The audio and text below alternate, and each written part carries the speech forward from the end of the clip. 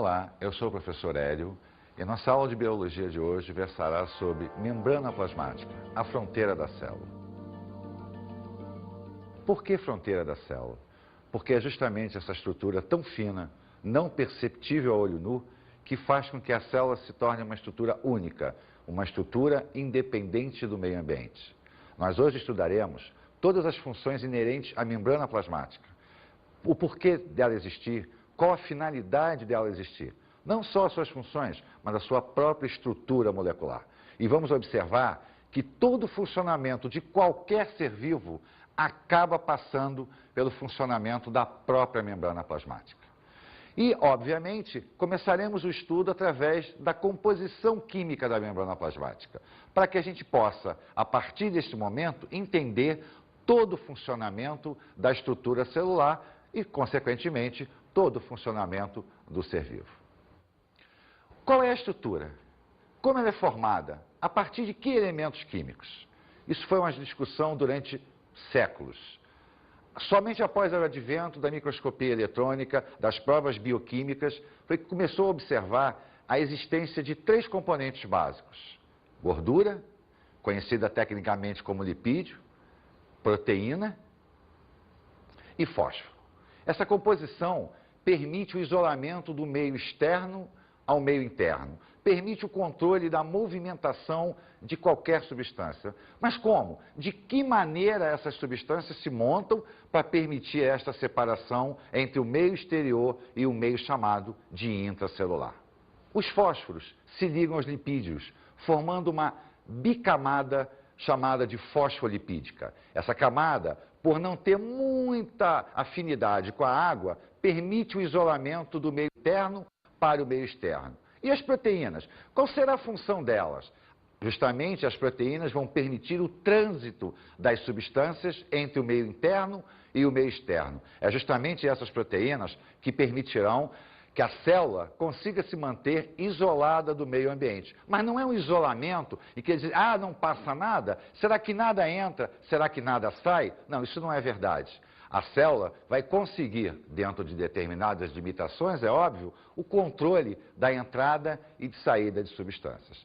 Então, a membrana plasmática, ela tem uma camada bimolecular, formada por fosfolipídios, que são a associação entre fosfato e lipídios, e proteínas espalhadas ao longo. Será que é estático? Será que isso é uma parede de tijolos, como a nossa casa, por exemplo? Não, isso não acontece. A membrana plasmática, ela tem versatilidade na sua estrutura. Por isso, o modelo que nós aceitamos hoje, ele é chamado de mosaico fluido. Vamos analisar a palavra mosaico. O que é um mosaico? É uma estrutura formada por N partes. É uma estrutura que, ao juntarmos as partezinhas, nós temos um desenho geométrico, simétrico ou não simétrico, não importa, mas nós temos uma estrutura formada por N componentes. Fluido, porque a estrutura não é estática, o que permite o controle, a adequação do momento celular para o meio ambiente. Vamos dar uma olhadinha nessa figura aqui para que a gente possa entender melhor essa estrutura toda da membrana plasmática. Se nós observarmos o desenho da membrana plasmática, nós vamos observar a bicamada lipídica nessa estrutura. Obviamente, houve um corte transversal aqui para que a gente pudesse entender a entrada do que dá a fluidez da membrana, que são justamente as proteínas. Óbvio, mas como saber da membrana? Não se vê. Sabe-se que existe? Será que as pessoas conseguem imaginar o que é uma membrana plasmática? Fizemos uma enquete. Por que será que a gema não é capaz de escorrer?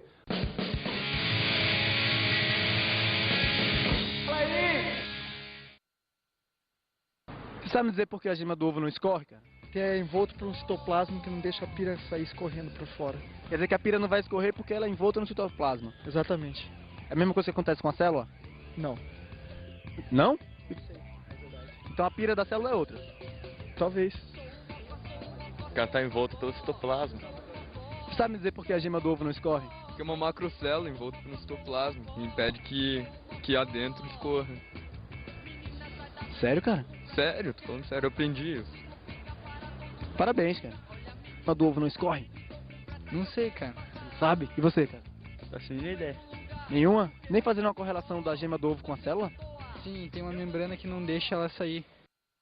A resposta para essa enquete nós vamos observar daqui a pouquinho. Agora vamos pensar parte a parte. Vamos pensar inicialmente quais as funções da membrana plasmática. A primeira delas engloba uma palavrinha muito interessante, a permeabilidade seletiva. O que é ser permeável? É permitir o transporte, é permitir a passagem de alguma coisa, mas não de qualquer maneira, seletivamente. A membrana é capaz de controlar aquilo que entra e aquilo que sai da célula. Com isso, ela consegue manter a integridade do seu meio interno em relação ao meio externo. É óbvio que essa integridade tem limite. É claro que existem substâncias capazes de passar pela membrana sem que ela possa fazer nada. Mas dentro do mundo celular, pouca coisa consegue isso. Então nós vimos, a membrana tem a finalidade de manter a sua integridade e automaticamente a integridade da estrutura celular. Ela é capaz de controlar a entrada e saída de substâncias. Ela é capaz de manter a célula viva. Bem, como é que ela vai permitir que entre e que saiam substâncias? Como é que ela vai fazer esse controle de passagem? Através das proteínas. Estão lembrados? Lipídio, fósforo e proteína. Então, as proteínas que dão a fluidez da membrana plasmática vão justamente formar canais de passagem. Então, existem hoje aproximadamente 50 proteínas já identificadas que permitem a entrada e automaticamente a saída de substâncias das células. Essas proteínas são chamadas de permeases. Então, permeases são as proteínas que formam os canais de acesso à célula, formam o canal de comunicação entre o meio externo e o meio interno. Mas existem vários tipos de proteína, existem várias funções de proteínas. Nós temos a proteína que simplesmente é um canal proteico. É por ela que vão passar íons, água. Você sabe de uma coisa? Existe uma doençazinha genética chamada de fibrose cística. A fibrose cística é uma doença grave que provoca um acúmulo de secreção pulmonar. Sabe por que acontece isso? Faltou o canal proteico para o cloro. Como não há entrada de cloro, a célula se desestabiliza no seu funcionamento, provocando uma grave doença, principalmente em crianças. Nós temos também as proteínas que vão facilitar, vão se ligar a moléculas do meio externo, transportá-las para o meio interno, transportá-las para o meio externo. Nós temos proteínas que vão fazer o reconhecimento de estruturas, o reconhecimento de outras células. Está lembrado daquilo que você escutou na televisão, dizer assim, aquela pessoa fez um transplante, mas sofreu uma rejeição. Por quê? Por que será que aquele órgão que iria salvar a vida daquela pessoa foi rejeitado? Justamente porque as proteínas de reconhecimento não identificaram aquele órgão como sendo um órgão do seu corpo. Podemos pensar também naquela pessoa que sofre de diabetes. Por que será que aquela pessoa não consegue absorver glicose para dentro das suas células? Faltou uma proteínazinha, faltou uma proteína que vai se ligar à molécula de insulina e permitir a entrada da glicose. Já ouviu falar em pigmeus? Aquelas pessoas pequenininhas? Estudos provaram que a taxa de hormônio de crescimento deles é igual a de qualquer pessoa. Ora, se é igual a de qualquer pessoa, por que será que ele não consegue crescer? Faltou a proteína da membrana plasmática. Faltou aquela proteína que ia permitir, ligando o seu hormônio, que as estruturas orgânicas crescessem. Então, repara que a falta de uma proteína, até o excesso de uma proteína, pode complicar a vida da célula. E se complicar a vida da célula, complica a vida do ser vivo como um todo. Essa imagem aqui mostra exatamente o que nós estávamos falando a respeito dos canais proteicos. Primeiro desenho, canal simples, aquele canalzinho que as substâncias se transferem de um lado para o outro. A proteína que vai se ligar na molécula de transporte, ela se liga do lado de fora, transfere para o lado de dentro. Se liga do lado de dentro, transfere para o lado de fora. A proteína de reconhecimento, olha só, ela tem que ter um encaixe perfeito. Se não houver esse encaixe, ela não reconhece. E se ela não reconhece, o nosso organismo rejeita. E a última, a receptora, aquela que vai se ligar a uma substância e a partir dessa ligação vai permitir que outras substâncias consigam atravessar a membrana plasmática. Então observe que nós temos aqui 4 exemplos, 4 proteínas diferentes, mas que executam uma função primordial, a permeabilidade das substâncias do meio externo para o meio interno. E a água? Será que também passa por esse tipo de proteína? Esse tipo de substância, a água, tão importante para a manutenção do ser vivo, ela é transportada por um processozinho chamado de osmose. Será que a célula vai ter que se esforçar muito para que a água passe? Será que a célula vai ter que ter uma proteína especial para o transporte da água? Ou será que a água vai passar naturalmente? Quando a gente pensa em transporte, a gente primeiro tem que imaginar o seguinte: existe ou não existe esforço celular? E toda vez que a gente fala esforço, pensa-se em energia. O gasto de energia é algo importantíssimo na manutenção da vida celular. Então nós podemos analisar de 2 formas. Uma substância ao passar para o seu interior ou para o seu exterior, a célula vai consumir energia? Se ela assim o fizer, nós teremos um transporte dito ativo. Caso contrário, se as coisas acontecem naturalmente, o transporte é dito passivo. Para que nós possamos estudar melhor isso, vamos pensar inicialmente no transporte passivo, onde observaremos a osmose, a difusão simples e a difusão facilitada.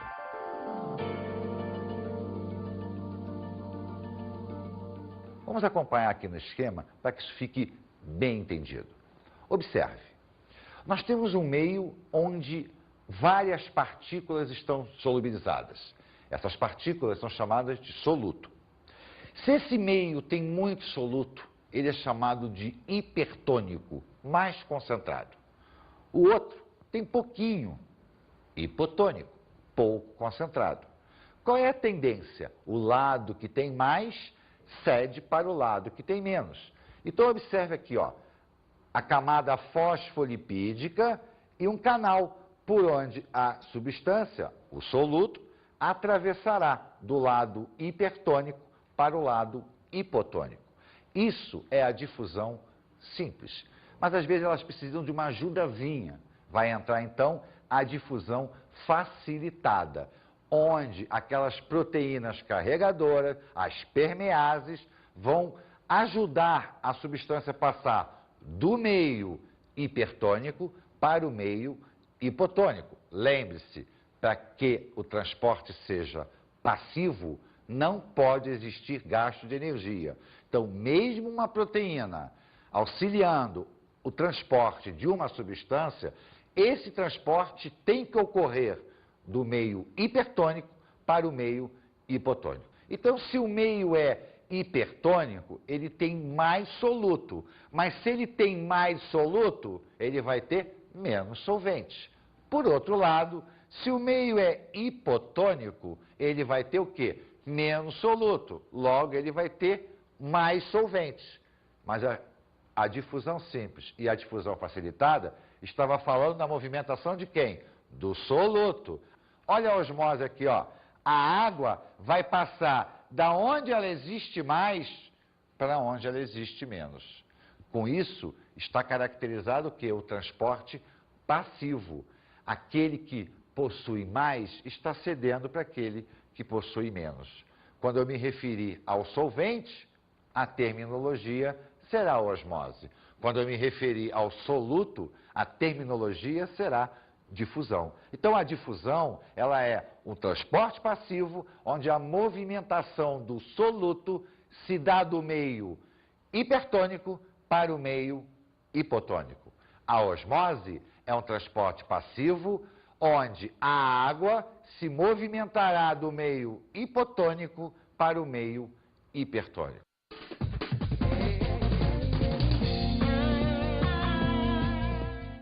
Vamos observar aqui uma experiência muito simples. Uma batata, onde eu vou cavar a batata. Literalmente, né, vamos fazer um buraco na batata. Qual é a finalidade disso? Para que nós vamos cavar essa batata? Bem, em primeiro lugar, o que é uma batata? É uma estrutura de um vegetal, uma estrutura formada por células. Células contêm água. Essa batata vai perder água naturalmente para o meio. Só que o que nós vamos fazer aqui é forçar a batata a perder mais água do que normalmente ela perderia. Então, olha só, nós vamos secar a batata e vamos adicionar aqui sal. Sal de cozinha. Repare que eu sequei e agora eu vou colocar sal nesse buraquinho aqui que nós abrimos da batata. Enquanto a gente espera para ver o que vai acontecer, vamos fazer uma outra experiência. Vou botar a nossa batata aqui, né? Vou tirar esses resíduos da batata para cá. O que interessa para a gente vai acontecer aqui, né? E enquanto a gente espera isso, vamos observar uma outra experiência muito simples. Eu tenho aqui 2 Beckers. O que é Becker? É um copo de vidro usado em laboratório, né? Tem esse biquinho aqui, graduado, onde eu tenho aqui, ó, água, neste água pura, água destilada, ou seja, água isenta de soluto. E nesse eu tenho água mais sal. Água salgada, como se fosse água do mar. Se eu comparar as duas águas, eu vou dizer que esta água aqui é menos concentrada do que essa. Por quê? Porque essa não tem sal. E essa tem sal, tem mais o que? Soluto. Então eu tenho uma água extremamente concentrada e uma água basicamente sem nenhuma concentração. E o que eu vou fazer? Eu vou pegar a nossa gema. Lembra da gema? Aquela que foi perguntada na enquete, por que a gema não esparrama? Lembra da membrana plasmática? Então o que a gente vai fazer? Nós vamos mostrar o que acontece com uma célula quando se coloca ela num meio menos concentrado do que ela e num meio mais concentrado do que ela. Então vamos lá. Vamos pegar uma gema. Vamos colocá-la aqui, ó, num meio mais concentrado do que ela.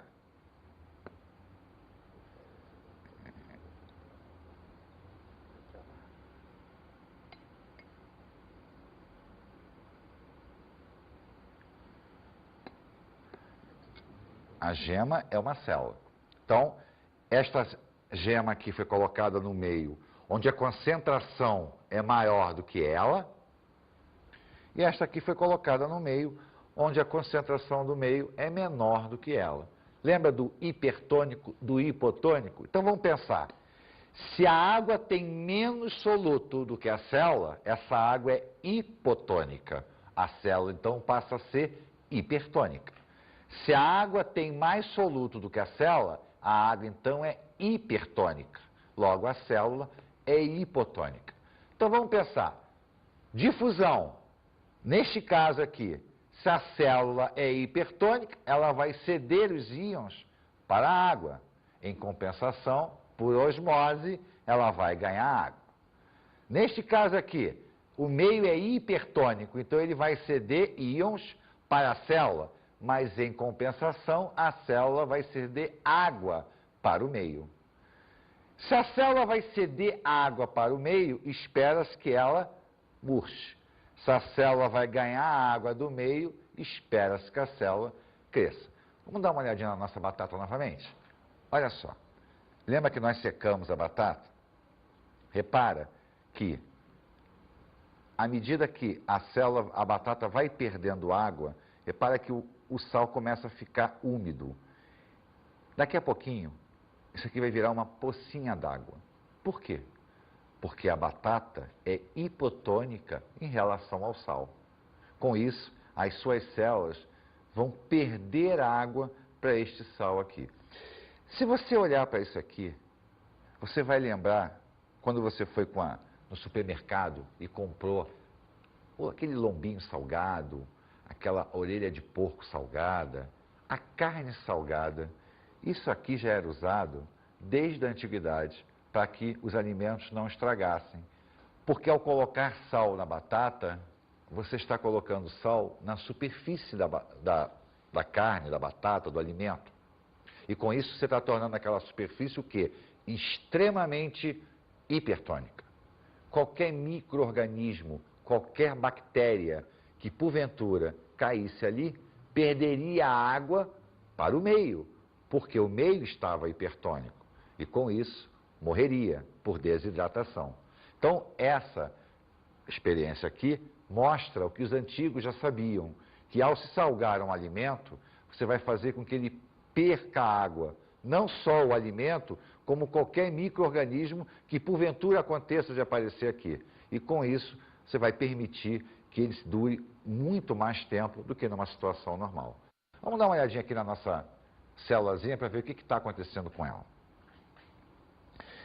Eu não sei se vai ser possível a observação da coloração dela, mas se a gente prestar bastante atenção, a gente vai ver que a cor, que era um amarelinho bem vivinho que estava aqui, vai começar a se alterar. Esta célula aqui vai começar a ficar mais escura. Por quê? Porque a água está saindo, mas em compensação, as substâncias que estavam dissolvidas nela ficarão mais concentradas. Essa aqui, a água vai entrar. Então, o que vai acontecer com ela? O amarelo vai ficar mais claro, porque vai começar a diluir mais a célula.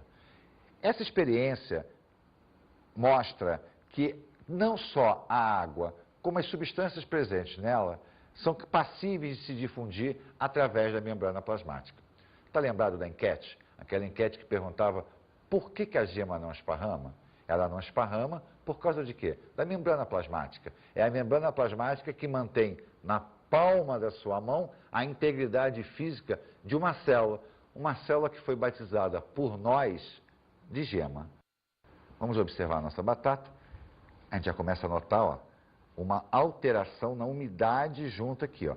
Se prestar atenção, você vai ver que aqui no centro ainda está razoavelmente seco, mas aqui na borda, ó, o sal já está bem molhado, né? Ela vai desidratar devido à perda de água para um meio que extremamente hipertônico. Duas experiências simples que você pode fazer na sua casa, né? Uma maneira tranquila de nós observarmos a movimentação da água. Será que dá para observar a movimentação no soluto? Não, o soluto é mais complicado porque nós teríamos que ter mecanismos que nos permitissem a visualização do transporte iônico, o que a olho nu é extremamente difícil. Vamos falar agora do transporte ativo, aquele que ocorre o gasto de energia. E o melhor exemplo para que se possa entender um transporte ativo é nós pensarmos num processo chamado bomba de sódio, bomba de potássio. O que é bomba de sódio e bomba de potássio? Sódio e potássio são íons que existem tanto no meio externo quanto no meio interno da célula. E a tendência dela é manter um certo equilíbrio entre a concentração de sódio dentro e fora, a concentração de potássio dentro e fora. Vamos dar uma olhadinha no esquema para que a gente possa pensar naquele transporte que gasta energia.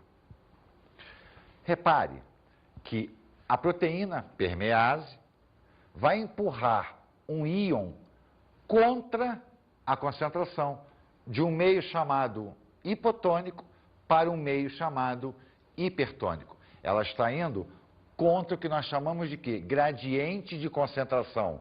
Ela está indo do lado que tem menos para o lado que tem mais. Então, para que a proteína possa fazer isso, existe a necessidade do gasto de energia. Isso caracteriza o transporte ativo. Se nós pensarmos na bomba de sódio, na bomba de potássio, nós vamos observar o quê? Que o sódio existe mais fora do que dentro. Se tem mais fora do que dentro, qual é a tendência normal dele? É entrar por passivo. A célula pega e o empurra por ativo. O potássio tem mais dentro do que fora. Qual é a tendência dele? Passivamente passar para o lado de fora. O que a célula faz? O importa. Então, o mecanismo chamado de bomba de sódio e bomba de potássio na realidade, é a movimentação ativa do sódio e do potássio. Com isso, mantendo-se o equilíbrio da célula. Mas existe um outro processo, talvez mais complexo, onde ocorre o gasto de energia também, que se chama endocitose. O que é endocitose? É o englobamento de partícula. A célula vai englobar uma partícula colocando para o seu interior. Se esta partícula for uma partícula sólida, esse processo é denominado de fagocitose. Se esta partícula for uma partícula líquida, esse processo é denominado de pinocitose. Agora, atenção, líquido não é sinônimo de osmose. Líquido não é sinônimo de água. O líquido são óleos, são lipídios na forma líquida, que não passam naturalmente pela membrana plasmática. Eles deverão ser englobados.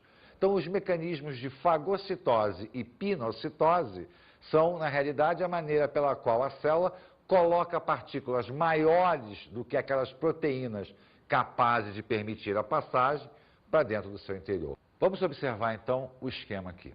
Esse esquema demonstra o processo de endocitose, seja ele fago ou pinocitose. Se nós observarmos a sequência, a partícula está penetrando na célula por um processo que a gente chama de invaginação. A membrana cresce para dentro, criando uma vesícula que permite a entrada da substância do meio externo. Essas partículas, então, são englobadas numa vesícula maior chamada de fagossomo, se a partícula for sólida, e o processo fagocitose. Ou pinossomo, se a partícula for líquida, e o processo pinocitose. Essa partícula vai ser digerida e o processo, então, depois será revertido para a eliminação dos resíduos. Essa digestão que ocorre através dos mecanismos de endocitose e de pinocitose são chamadas de digestão intracelular. Então, se nós atentarmos para o nosso esqueminha aqui, nós temos dois processos, tanto aqui quanto aqui, de endocitose. E temos um que é a eliminação do resíduo, chamado de exocitose, né? Colocar para fora da célula. Com isso, nós observamos talvez o mais complexo transporte ativo, onde as estruturas envolvidas ultrapassam o limite da membrana plasmática. Então, recapitulando, víamos transporte passivo, transporte ativo, onde dentro do passivo, osmose, difusão facilitada, difusão simples. Dentro do ativo, a endocitose. E com isso, nós fechamos os principais processos de transporte da membrana. Mas a membrana não tem só transporte, ela tem as suas especializações, estruturas que anexadas à membrana plasmática vão dar grau de confiabilidade maior àquela função exercida por ela, que é a manutenção da integridade celular. Quais as estruturas, quais são as suas funções? É isso que nós vamos começar a observar a partir de agora. Vamos falar agora das estruturas externas da membrana plasmática. A primeira estrutura é o glicocálice, que é uma malha de glicídios que vai permitir que as partículas que ficam em volta da célula permaneçam próximas da membrana plasmática, facilitando o transporte do meio externo para o meio interno. Além disso, eles participam muito dos processos de reconhecimento imunológicos existentes na célula. A segunda estrutura externa à membrana plasmática é a membrana celulósica, uma característica exclusiva dos vegetais. Os vegetais são as estruturas que apresentam membrana celulósica além da membrana plasmática. É um reforço externo formado por uma proteína chamada de celulose. A terceira estrutura é a microvilosidade, importantíssima para células onde a absorção requer um maior grau de confiabilidade. Por exemplo, as células que formam a parede do nosso intestino delgado, aqueles que vão absorver as substâncias nutritivas do nosso alimento. As microvilosidades aumentam a área de absorção celular, facilitando a captura de alimentos, a captura de solvente, de soluto, do meio externo para o meio interno. A outra é o desmossomo, que vai fazer o quê? Vai aumentar a força de coesão entre duas células. Tá? A integridade de um tecido, por exemplo, tem que ser mantida pela atração entre as suas membranas plasmáticas. O desmossomo nasce a partir de proteínas provenientes do citoplasma chamadas de tonofibrilas, que vão coagir entre as duas membranas, facilitando a força de atração e, consequentemente, a integridade do tecido. A próxima estrutura são as interdigitações, que no fundo, têm a mesma finalidade do desmossomo, manter a integridade física de um tecido. São reentrâncias da membrana que se encaixam perfeitamente entre duas células, facilitando o quê? A atração entre elas e a manutenção da aderência. A próxima estrutura são os plasmodermos, canaizinhos citoplasmáticos de células vegetais, facilitam a troca entre uma célula e outra, o que melhora em muito a difusão de substâncias entre células de origem vegetal. Bem, nós temos os cílios e flagelos, importantes para os processos de locomoção. Cílios são pequenos e numerosos, o flagelo normalmente 1, 2, bem mais longo. Quem não lembra do espermatozoide, onde o seu flagelo permite o deslocamento dele até encontrar o gameta feminino? Ou o epitélio ciliar do nosso sistema respiratório, que vai aderir, vai segurar partículas que penetrem no nosso sistema através do ar atmosférico. Todas as estruturas são desenvolvidas para aumentar a capacidade de funcionamento da célula. E, obviamente, elas estão ligadas à membrana plasmática. Por quê? Porque essas estruturas estarão voltadas ao meio externo, estarão voltadas às funções exercidas, principalmente para o meio externo.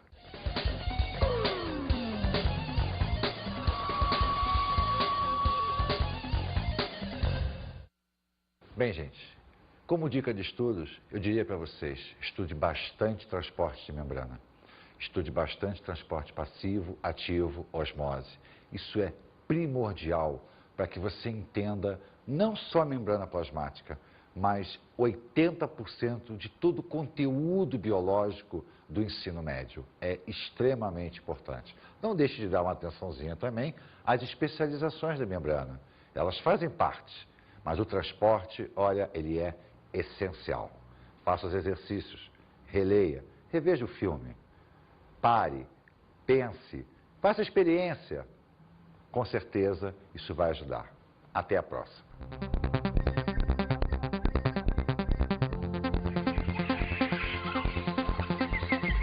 Na aula de hoje falamos sobre a membrana plasmática, fronteira do mundo celular.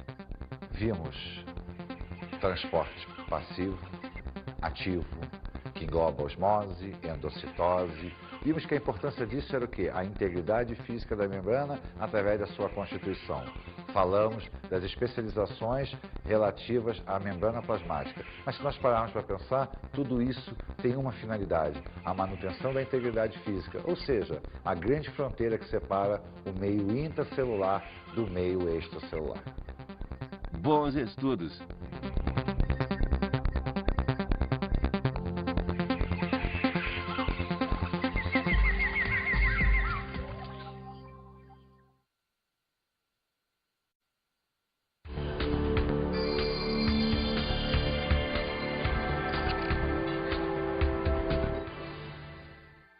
Bem, colegas, a experiência mostra para a gente que a maior dificuldade dos alunos é o entendimento da osmose, a complicação do transporte passivo, ativo. E a gente sabe que, basicamente, para ele poder entender funções, funcionamento de artrópodes, ou o que quer que seja dentro do conceito de fisiologia, essa base é importantíssima. Então, a experiência, pelo menos para mim, mostrou que quando o aluno sabe bem osmose, quando ele sabe muito bem transporte passivo e ativo, o entendimento da fisiologia orgânica se torna muito mais fácil. É claro que saber as estruturas externas ajuda muito, mas eu acho que o conceito básico é fundamentalmente o transporte. Nem tanto os tipos de proteína, permease, etc., mas a essência do mecanismo, o processo em si, eu acho fundamental para o bom entendimento da biologia moderna.